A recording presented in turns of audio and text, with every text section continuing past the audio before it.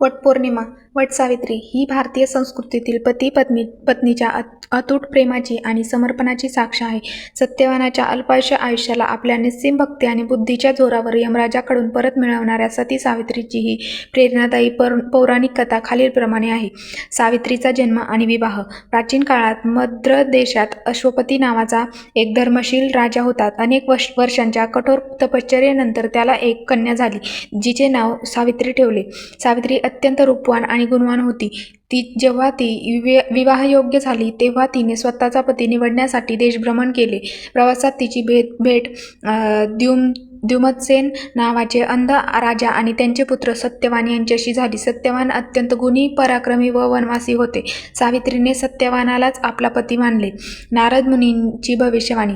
सावित्री आणि सत्यवानाच्या विवाहाची वार्ता ऐकून देवर्षी नारद तेथे आले आणि त्यांनी राजा अश्वपती यांना सावित्रीच्या भविष्याबद्दल एक दुःखद सत्य सांगितले.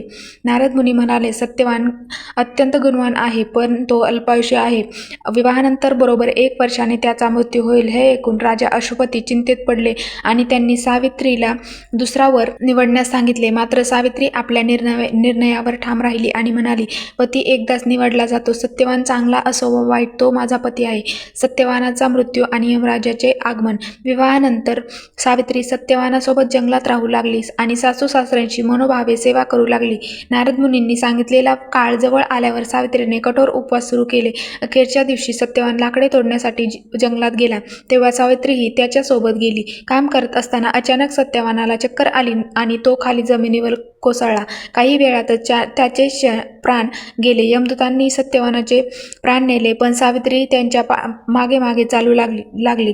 सावित्रीची बुद्धिमत्ता आणि यमराजाचे वरदान.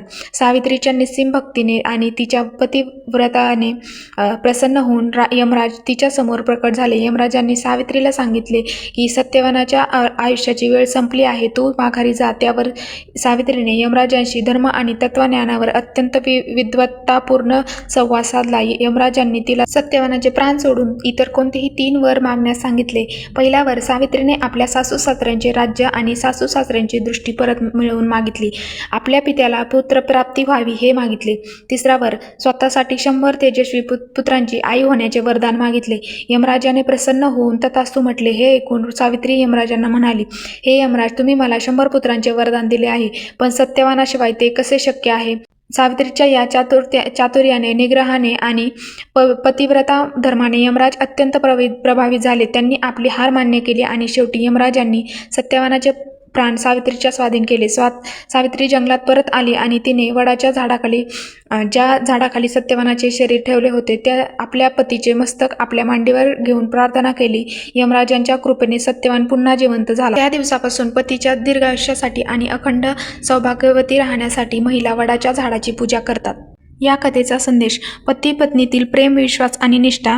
संकटसमयी धैर्य आणि संयम, बुद्धी, सत्य आणि धर्म यांच्या बळाने कठीण प्रसंगावर मात करता येते. वटवृक्षाप्रमाणे दीर्घायुष्य, धैर्य आणि समृद्धीची प्रार्थना.